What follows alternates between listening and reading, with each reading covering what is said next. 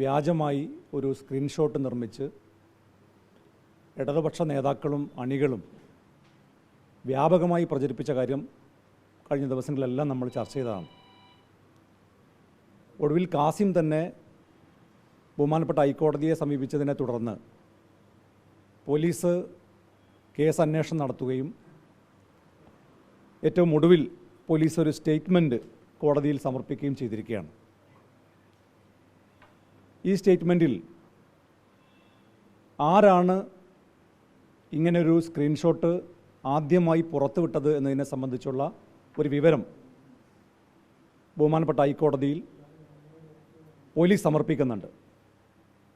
Police തന്നെ പറയുന്നത് റിബീഷ് എന്ന് പറയുന്ന ഡിവൈഎഫ്ഐയുടെ ഒരു പ്രവർത്തകൻ, അദ്ദേഹം വടകര ബ്ലോക്ക് പ്രസിഡൻ്റാണ്, ഡിവൈഎഫ്ഐയുടെ പ്രസിഡൻ്റാണ്. അദ്ദേഹമാണ് ആദ്യമായിട്ട് ഇങ്ങനൊരു സ്ക്രീൻഷോട്ട് പ്രചരിപ്പിച്ചത് എന്ന് പോലീസ് തന്നെ ഹൈക്കോടതിയിൽ സമർപ്പിച്ച സ്റ്റേറ്റ്മെൻറ്റിൽ പറയുന്നു. പക്ഷേ ഇന്നുവരെ, ഈ നിമിഷം വരെ റിബീഷിനെതിരായി ഒരു ചാർജ് എഫ്ഐആറിൽ കുറ്റപത്രത്തിൽ രേഖപ്പെടുത്താൻ പോലീസ് തയ്യാറായിട്ടില്ല. 153A പ്രകാരം അദ്ദേഹം ഒരു കുറ്റം ചെയ്തിരിക്കുന്നു എന്ന് തെളിഞ്ഞിരിക്കുന്നു. മാത്രമല്ല കാസിമിൻ്റെ പേരിൽ നിർമ്മിച്ചത് വ്യാജമാണ്, അത് ഫോർജറിയാണ് എന്ന് വ്യക്തമായിരിക്കുന്നു. എന്നാൽ ഈ നിമിഷം വരെ അദ്ദേഹത്തിനെതിരെ ഈ വകുപ്പുകൾ ചുമത്താൻ പോലീസ് തയ്യാറായിട്ടില്ല എന്നുള്ളതാണ് വ്യക്തമാകുന്നത്. അപ്പോൾ ഇത് വ്യാജമായി നിർമ്മിച്ചു എന്ന് മാത്രമല്ല, പ്രതികളെ രക്ഷപ്പെടുത്താൻ വേണ്ടി ഇപ്പോഴും പോലീസ് ബോധപൂർവം ശ്രമങ്ങൾ നടത്തിക്കൊണ്ടിരിക്കുന്നു എന്നുള്ളതുമാണ് വ്യക്തമായിക്കൊണ്ടിരിക്കുന്നത്. അതുമാത്രമല്ല, റിബീഷാണ് ഇങ്ങനൊരു കുറ്റകൃത്യം ചെയ്തത് എന്ന് വിശ്വസിക്കാൻ കഴിയില്ല. കാരണം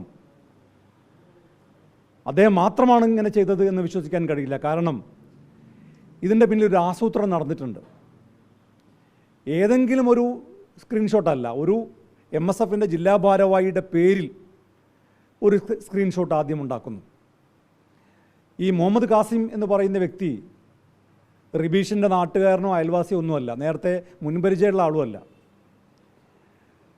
മുഹമ്മദ് കാസിം തിരുവള്ളൂർ സ്വദേശിയാണ്, റിബീഷ് വടകര മുനിസിപ്പാലിറ്റിക്കാരനാണ്. അപ്പോൾ ഇവർ തമ്മിൽ അടുത്ത് പരിചയമോ അല്ലെങ്കിൽ ഏതെങ്കിലും നിലക്ക് നാട്ടുകാരോ ഒന്നുമല്ല. അപ്പോൾ ഈ കാസിമിൻ്റെ പേരിൽ എങ്ങനെ ഒരു സ്ക്രീൻഷോട്ട് വന്നു? അപ്പോൾ അതാരാണ് ഉണ്ടാക്കിയത്? ആ സ്ക്രീൻഷോട്ട് ആദ്യം പ്രചരിപ്പിക്കുന്നത് റിബീഷാണ്. പിന്നീടാണ് മറ്റു പേജുകളിലും മുൻ CPMൻ്റെ മുൻ MLA ആയ ലതികയുടെ ഫേസ്ബുക്ക് പേജിലടക്കം ഇത് വരുന്നത്. അപ്പോൾ ഈ ആസൂത്രണത്തെ സംബന്ധിച്ച് പോലീസ് അന്വേഷണം നടത്തുന്നില്ല. തൽക്കാലം ഞങ്ങൾ ഹൈക്കോടതിയെ സമീപിച്ചപ്പോൾ ഹൈക്കോടതിയിൽ നിന്ന് രക്ഷപ്പെടാൻ വേണ്ടിയുള്ള ഒരു സ്റ്റേറ്റ്മെൻറ്റ് കൊടുത്ത് ഒഴിഞ്ഞു മാറുന്ന ഒരു സമീപനമാണ് പോലീസിൻ്റെ ഭാഗത്തുനിന്നുണ്ടായിട്ടുള്ളത്. അതുകൊണ്ട് ഈ വിഷയത്തെ അങ്ങനെ വിടാൻ ഞങ്ങൾ ഉദ്ദേശിക്കുന്നില്ല.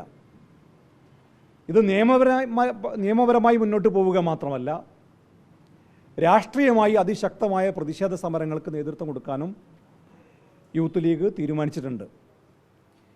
ഇയാളൊരു അധ്യാപകനാണ്. ഈ റിബീഷ് ഒരു സ്കൂൾ അധ്യാപകനാണ്.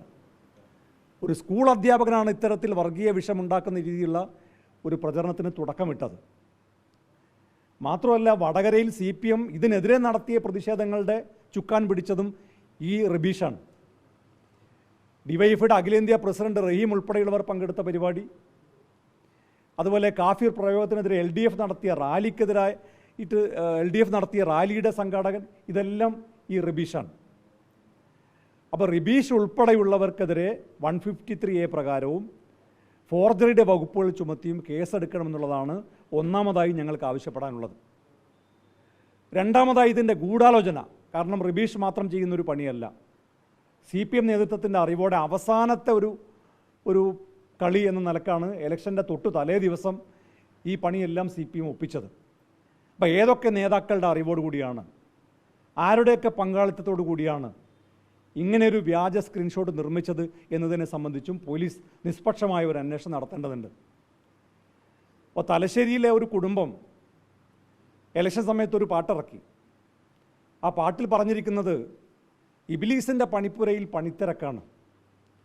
മാനവ സൗഹാർദ്ദം തകർക്കാൻ വേണ്ടി ചെകുത്താൻ പണിയെടുക്കുന്നുണ്ട്. ഇതായിരുന്നു അവരുടെ വരികൾ.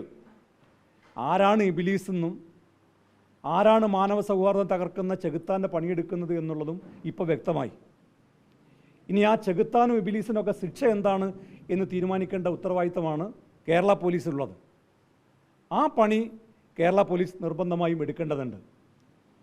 അപ്പോൾ മുഖ്യമന്ത്രിയുടെ ദുരിതാശ്വാസ നിധിയെ സംബന്ധിച്ച്, അതിൻ്റെ സുതാര്യതയെ സംബന്ധിച്ച് ഫേസ്ബുക്കിൽ പോസ്റ്റ് ഇട്ട ആൾക്കെതിരെ 1 മണിക്കൂറിനുള്ളിലാണ് പോലീസ് കേസെടുത്തത്. കലാപമുണ്ടാക്കാൻ വേണ്ടി, ലഹള ഉണ്ടാക്കാൻ വേണ്ടി ശ്രമിച്ചു എന്നൊക്കെ പറഞ്ഞ് വയനാട്ടിലെ ഒരു യൂത്ത് ലീഗ് പ്രവർത്തകൻ, എറണാകുളത്തെ ഒരു യൂത്ത് കോൺഗ്രസ് പ്രവർത്തകൻ, ഇവർക്കെല്ലാം എതിരെ കേസെടുക്കുകയാണ് ഈ കഴിഞ്ഞ ദിവസങ്ങളിൽ മാത്രം.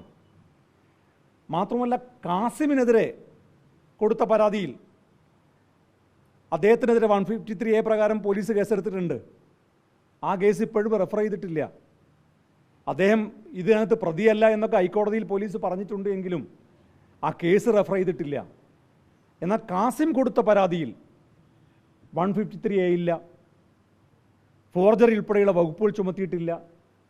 മാത്രമല്ല, ആരാണ് പ്രതികൾ അതിപ്പോഴും അൺനോൺ ആണ്.